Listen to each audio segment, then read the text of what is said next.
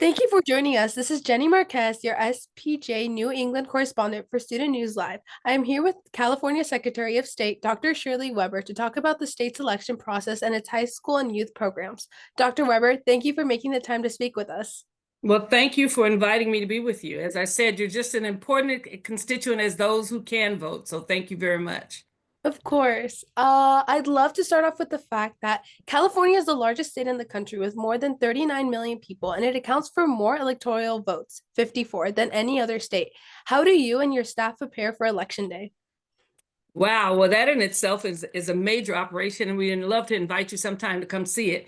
But we operate basically on the fact that we have 59 counties, and they are very instrumental in elections. So that at my office, at the central office, we don't really quote unquote run the elections. We make sure that the elections are run safely, that they're transparent, that they follow the law, and those kinds of things. And we coordinate with all of the 59 counties to get the things that they need. I mean, we have counties that are as small as 4 or 5 million people, and as small and as large really as 4 or 5 million, and as small as probably 2,000. So we have a wide range of counties in California, and and each one has its own method of operation, but they all follow the law in terms of what they have to do to register individuals. We have more than one type of machines that they can use, but they have to have a certified machine. So there's some autonomy that exists at the local level that we coordinate at the upper level to make sure that they meet all the requirements. Without those counties, it would be very, very difficult for us to operate because it's so many people, so many hundreds and hundreds of individuals, but also hundreds of different kinds of ballots, because every ballot is individually designed for that particular person, for their county, for their school board, for their city council, and as well as for all the statewide officers. So we coordinate a lot of the state elections at the top level, but most of the elections are handled at the local level in terms of hiring people, organizing, getting ready for all the hundreds of websites and polling places that we have to have in Los Angeles and other places. So it's a major operation, and it's something to watch and to see all the moving parts, but somehow or another in the end, it all comes together because we all operate under the same rules. Yes, of course. It takes a lot of organization to organize such a very important job. So, since there's so many organization behind this and so many people working on it, what are some of the challenges you and your staff face leading up to Election Day, and how do you ensure such a massive operation is run efficiently? Well, some of the challenges we face every now and then is that someone doesn't really understand all the rules that they have to follow. Every now and then that happens, not often. That's why we spend a lot of preparation in advance when we get new, like we have maybe 4 or 5 new registrar voters this time out of the 50 some odd counties. We make sure that person is well trained, that they understand what they're supposed to do, that they work well with their staff, and that our staff basically mentors and supports them through the process for their first election. So we have a couple of people like that, but not a lot. But we've been working with them for several months to make sure they have everything they need, all the materials they need, and they have full access to everyone in our office. We have to do that in order to make sure that they're able to function well. And we generally make sure that we have someone who's mentoring them and following them through their first election, if it is their first election. Sometimes they've been elevated to that job as a result of having working in elections for a long time. But there's a lot of that coordination. There's a lot of we have a lot of staff who basically mentor and walk through the process with individuals. We have the day of election. We have a lot of observers that are our observers that have been assigned to specific polls to basically go through and to make sure everything is set up right, that all of that happens. We have an entire division just on basically making sure that every machine has been tested and has been certified. And we set up the protocol for who handles it and how it operates in California. So we're able to do that much more than centralize it in one place. We basically have a person in our office who works with all of the counties to make sure those things are there. We have our own legal staff, so we have to have, and so we have about 18 or 20 attorneys that are in my office alone, not talking about the Attorney General's office and others, so that if anything goes wrong, we're on it right away. We have all of the legal staff in terms of not only them, but also all of the police force, counties, federal government, FBI, all those folks are coordinated. We have a coordinated group that deals with the issue of security that works with us. So our election office is a year-round operation because we have elections all the time, small elections, large elections, special elections. We'll probably have some specials that will happen as a result of whoever becomes president. If they take some of our people to Washington with them, then we have to have special elections for those individuals to be replaced. So it is quite an operation to watch in terms of the hundreds of individuals that are in my building, not talking about the thousands of individuals that are in the counties.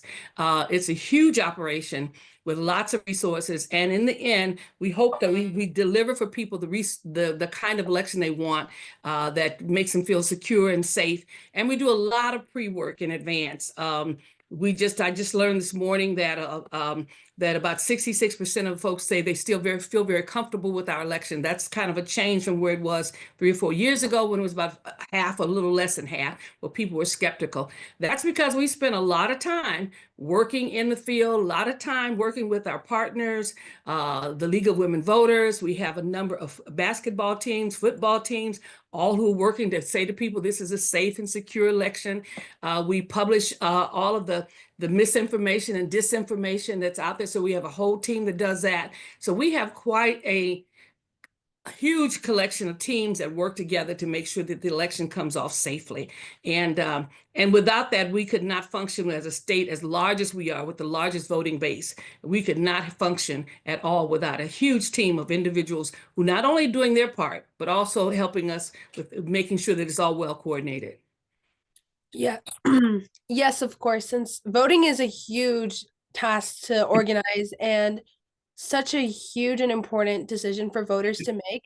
What are some of the biggest misconceptions voters have about the election, and how have you worked to educate the public about them?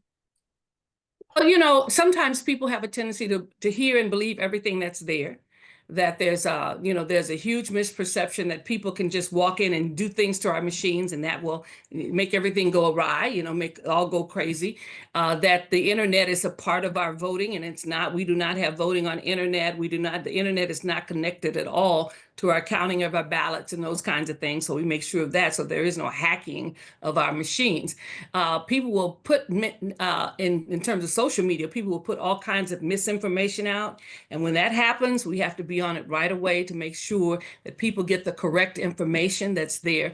So we have to do all of these things to make sure that it functions well, and that we don't have the kind of hacking or whatever people think that's going to happen that's there. Folks also think that they can count by hand. We've had some jurisdictions that want to do hand counting, and despite the fact that we give them the research that says hand counting is very inaccurate, that it has about a 25% error rate. Machine counting has less than 1% error rate. People still want to count by hand. At least they think they can.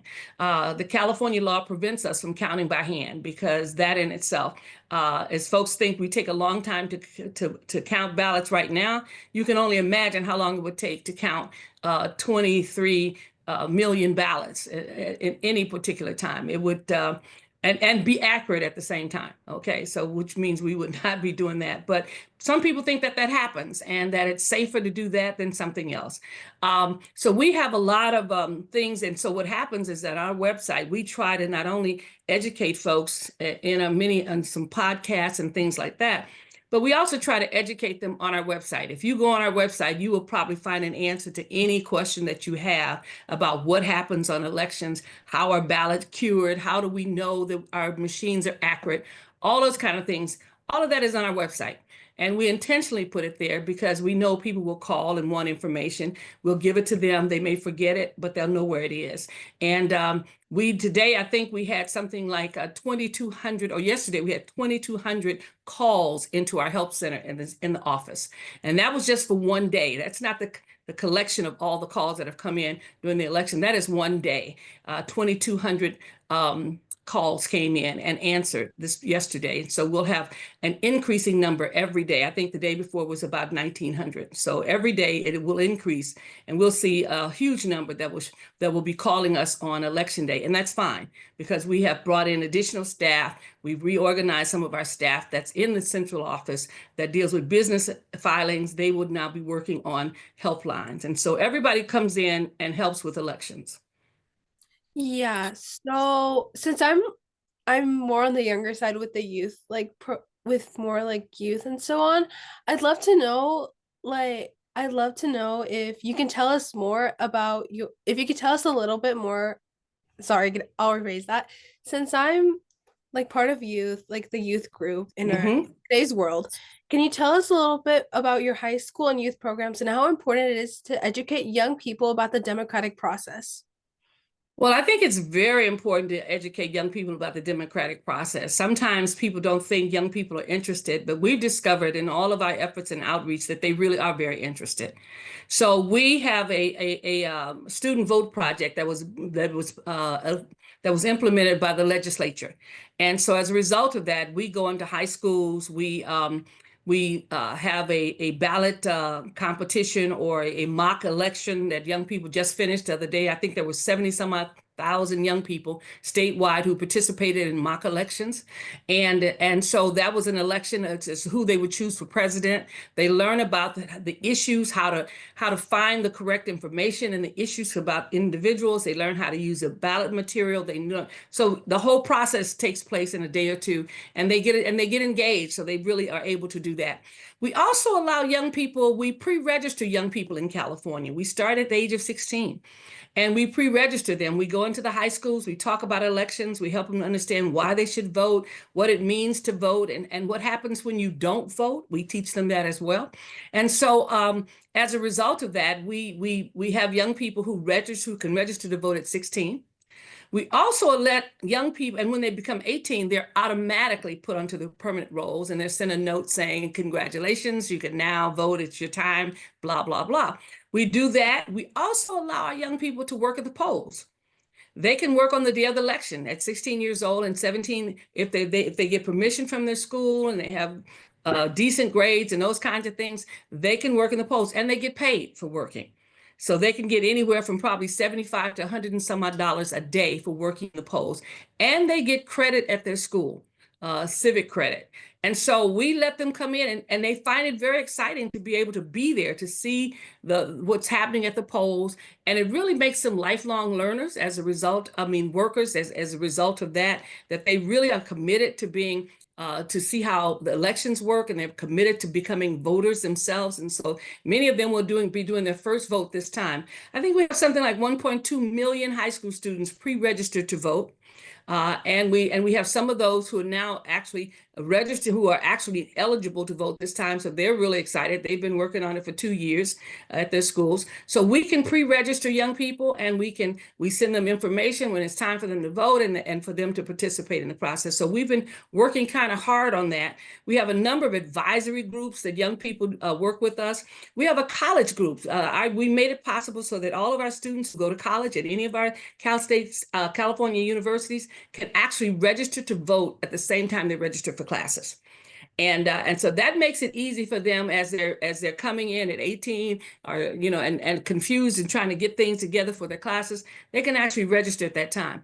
We also have a ballot bowl with them, so that there's a competition going on right now with our college students to see what campus can register the most students, which campus has the most innovative way of approaching students and getting them to come to vote. And I think last year, 2 years ago, our number one campus was Stanford.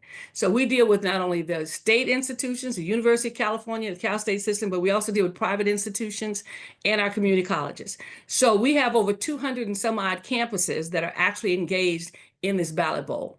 And that's to get young people moving and working together so that they then can actually become voters themselves and participate in the process. So we have quite an extensive outreach to college and high school students. They're excited about it. We meet with them quarterly, our staff does, to help them get involved with their campus and and now our campus presidents are arguing about who's going to win the campus bowl. We'll have that information after election day, on Tuesday, to know which campus actually registered the most students, which campus had the most innovative approach to registration, those kinds of things. And it's really, really exciting that the campuses are all reared up for the competition. And we've had this for a couple of years, and it's always exciting to see who wins.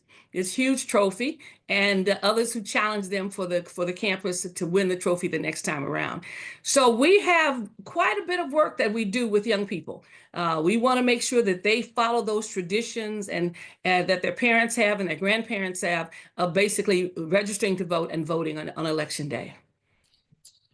That's amazing that you're doing this for young voters and so on. So, since really encouraging young voters at a young age and voters who are of age now, how important is it that people get out to vote? Oh, it's extremely important for people to get out to vote. I mean, I used to tell folks that they do it because it's a civic responsibility. And that sometimes doesn't motivate people. There are a lot of things that are your civic responsibility and you don't feel necessarily connected to it. So I try to help people understand that, one, that this democracy works on elections, that without elections, people don't have a voice. They don't have any input into what's going on. And I try to give them real examples of what has happened, because I was president of the school board for a number of years, and I was in the legislature, and now this position. What happens when communities don't vote? How do elected officials look at those communities? Do they really pay attention and make sure that they're meeting the needs of those communities or not? And I've represented communities every now and then that had low voter turnout. And I saw how difficult it was for me to try to motivate my colleagues to pay attention to my district, because, the district was not voting. And so as a result, people didn't think that they had to pay attention to them. Why? Because they couldn't vote them in and they couldn't vote them out. They had no power they didn't have a voice. It was like the voiceless. And so I spent a lot of time working in my community when I was in San Diego at the school board and others to say, you got to vote. And when they would say, well, we know you're going to get elected, nobody good's running against you, blah, blah, blah, blah, blah. And I would say to them, but you have to vote, and explain to them some of the struggles I had in getting the school board or the legislature to hear what my community said, because my community wasn't speaking. It wasn't using its only voice it has, which is to open its mouth and vote on election day.